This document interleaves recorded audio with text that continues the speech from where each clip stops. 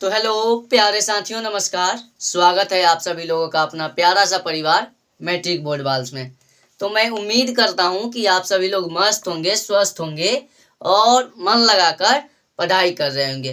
तो जैसा कि आप देख चुके हैं कि मैं आज आप सभी लोगों को पुत्र वियोग के बारे में बताने वाला हूं। इनके जो लेखक हैं यानी सुभद्रा कुमारी चौहान जी के बारे में आपको बताने वाला हूं। इनका जीवन पर जो भी इन्होंने जीवन में कार्य किए उसके बारे में बताने वाला हूँ।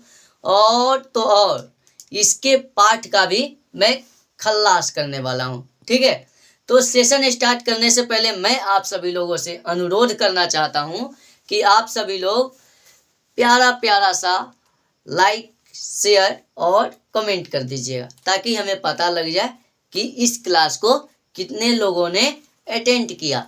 और अपने दोस्तों को बता दीजिए, क्योंकि आप सब लोग बताते नहीं हैं।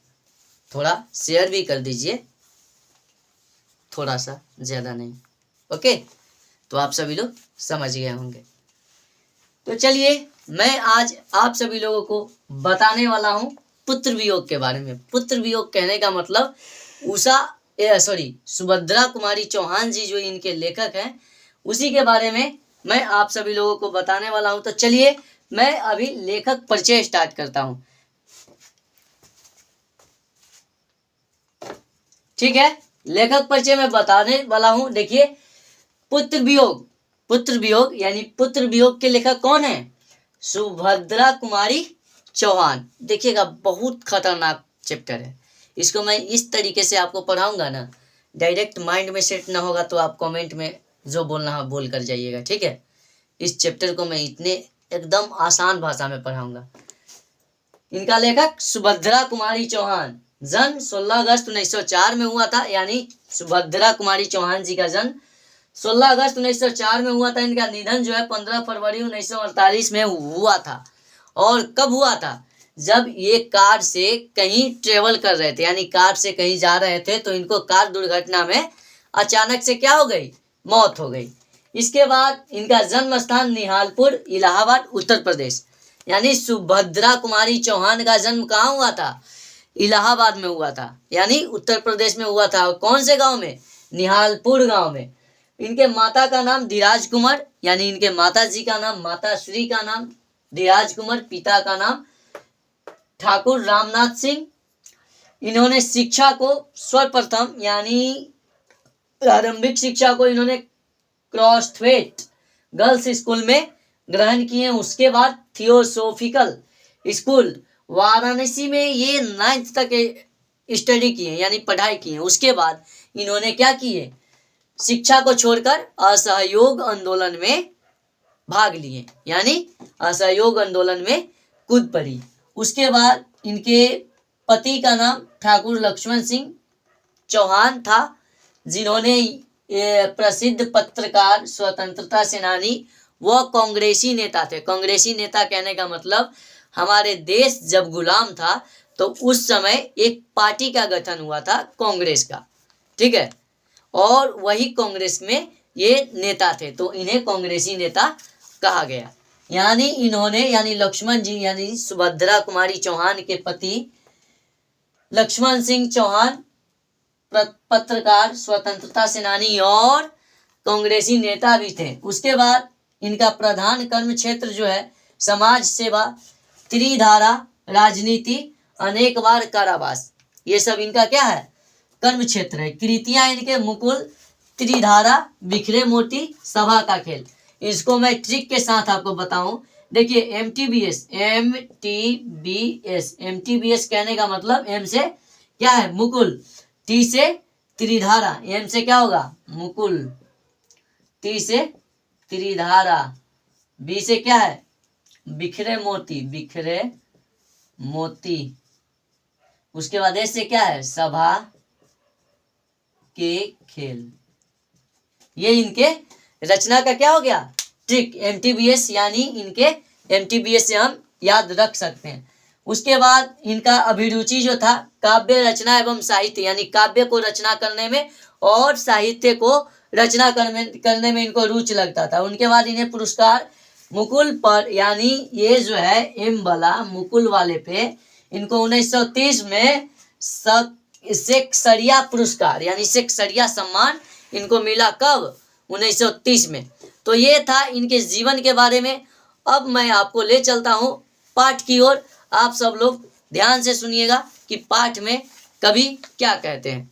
ठीक है, कवि कहते हैं, आज दिशाएं भी हंसती है उल्लास विश्व पर छाया, मेरा खोया हुआ खिलौना अब तक मेरे पास ना आया।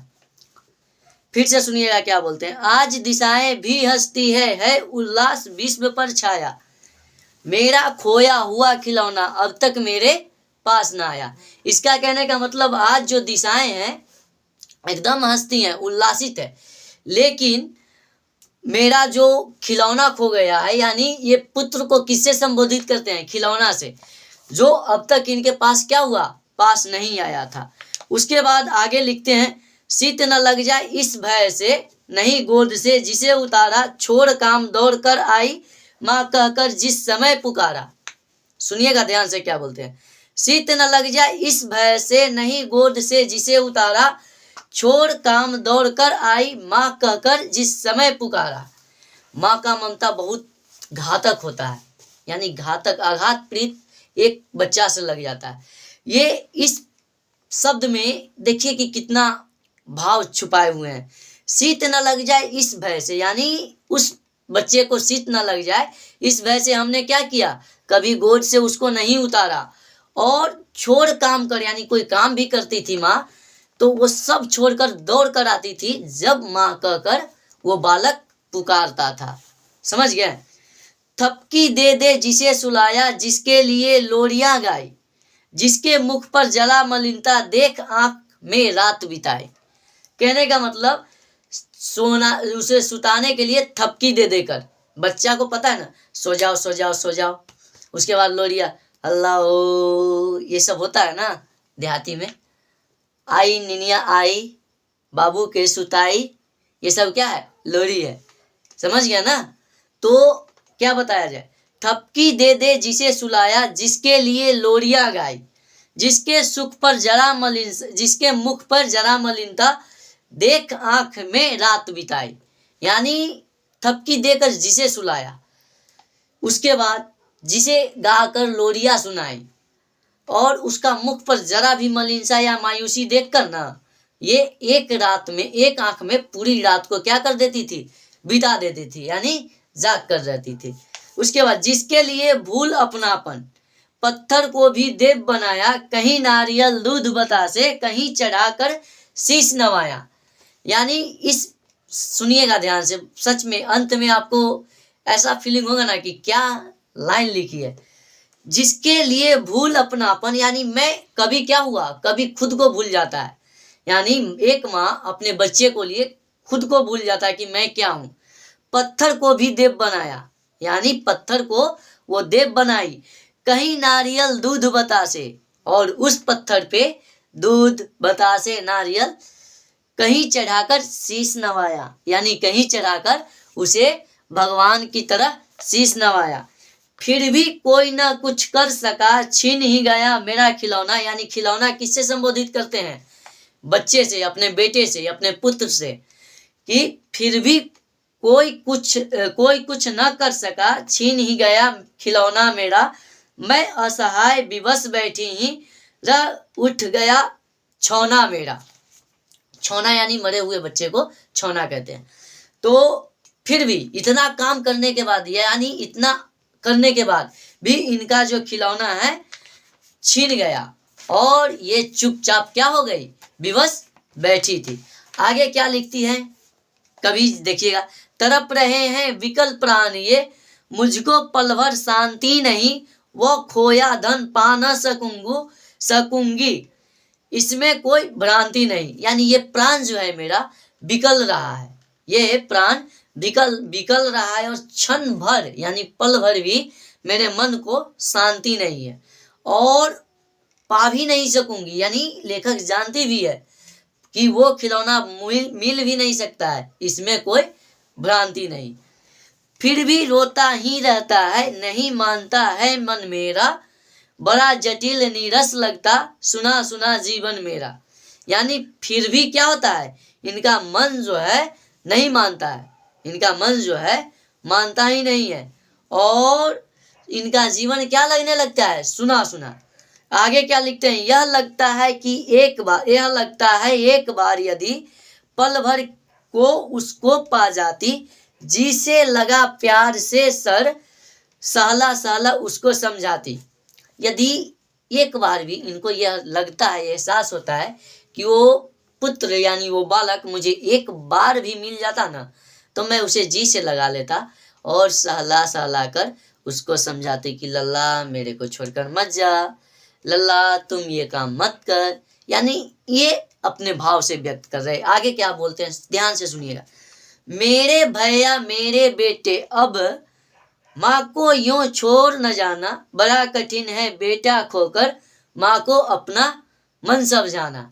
ये क्या कहते, मेरे भैया मेरे बेटे, ये कभी कहते यानी पल भर के लिए इनको मिल जाता ना, तो ये कहते मेरे भैया मेरे बेटे अब माँ को छोड़कर न जाना, क्योंकि माँ के मन को समझाना बहुत कठिन काम है बेटा खोकर, यानी बेटा खोकर माँ के मन को समझाना बहुत कठिन काम है। भाई बहन भूल सकते हैं पिता भले ही तुम्हें भुलावे, किंतु रात दिन की साथिन माँ कैसे अपना मन समझावे। सुनिएगा, भाई बहन भूल सकते हैं पिता भले ही तुम्हें भुलावे, किंतु रात दिन की साथिन माँ कैसे अपना मन समझावे। यानी भाई बहन जो है भले आपको भुला सकते, भले तुमको भुला सके, भले बाप तुमको भुलावे, यानी पिता भी कुछ समय के लिए भुला सकते हैं, लेकिन रात दिन का साथिन माँ यानी रात दिन का साथिन माँ ये कैसे आपको भुलाए, कैसे तुमको भुलाए। तो ये कविता का था, भावार्थ था, और इसको मैं तोड़ तोड़ कर आपके सामने निचोड़ प्रस्तुत कर दिया हूँ। और आप बताइए कि यह कविता हम आपको पढ़कर सुनाए तो आपको कैसा लगा, कैसा एहसास हुआ। यानी इससे हमें यह सीख मिलती है कि हम सब अपनी माँ का क्या है, एक जिगर का टुकड़ा है, कलेजा का टुकड़ा है, और ऐसा कोई हरकत नहीं करना है, ऐसा कोई काम नहीं करना है जिससे हमारी माँ बाप के आत्मविश्वास सम्मान को क्या पड़े, ठेस लगे। समझ गए ना। एक कहावत है, सुन लीजिएगा। जब मैं इसको बताया तो आपको बता देता हूं कि आग लगा दूंगा उन ख्वाहिशों को जिन ख्वाहिशों से मेरे माता पिता का स्वाभिमान गिर जाए। समझ गए ना। तो ये सब इनके बारे में थी। कहिए तो मैं आपको एक बार लेखक के बारे में रिवीजन करवा देता हूँ। पुत्र वियोग, सुभद्रा कुमारी चौहान जी का लेखक है। इनका जन्म 16 अगस्त 1904 को, जन्म स्थान निहालपुर इलाहाबाद उत्तर प्रदेश में हुआ था। इनका निधन 15 फरवरी 1948 में कार दुर्घटना की वजह से हुआ था। इनके माता का नाम धीरज, पिता का नाम कुंवर रामनाथ सिंह। इन्होंने शिक्षा क्रॉस्टवेथ गर्ल्स स्कूल में प्रारंभिक शिक्षा की है। उसके बाद ये थियोसोफिकल स्कूल वाराणसी में 9th के, उसके बाद असहयोग आंदोलन में भाग ले लिए। पति का नाम लक्ष्मण सिंह चौहान, जो पत्रकार, स्वतंत्रता सेनानी और कांग्रेसी नेता थे। इसके बाद इन्होंने क्रम प्रधान क्षेत्र में क्या मिला, समाज सेवा, त्रिधारा, राजनीति, अनेक बार कारावास। ये सब क्या है, इनकी कृतियां जो है MTBS है, यानी MTBS मुकुल, त्रिधारा, बी से क्या है बिखरे मोती, या एस से सभा के खेल, यानी एम से मुकुल, टी से त्रिधारा, बिखरे मोती, सभा के खेल। इनकी अभिरुचि काव्य रचना और साहित्य रचना में इनकी रुचि थी। उसके बाद इनको मुकुल पर 1930 में शेख सरिया पुरस्कार से क्या हुआ, सम्मानित किया गया था। तो ये थी इनके जीवन के बारे में। तो मैं उम्मीद करता हूं कि आप सभी लोगों को यह क्लास अच्छा नहीं बहुत ही अच्छा लगा होगा, और आप सब लोग एक प्यारा प्यारा सा कमेंट करके बताइएगा कि आपको क्लास कैसा लगा। ठीक है। और आपसे रिक्वेस्ट है, लेकिन आप मानते नहीं हैं। आइए इधर, बस थोड़ा सा। एक बात सुन लीजिए ना, थोड़ा सा शेयर कर दीजिएगा अपने भाई बहन ये सब में, ठीक है, या अपने भाई को बताइएगा, बहन को बताइएगा, क्योंकि इस पे 10th और 12th दोनों को ऑलरेडी ऑलरेडी ऑलरेडी स्टडी कराया जाता है, ठीक है। तब तक के मिलते किसी और वीडियो में। Bye, take care, love you.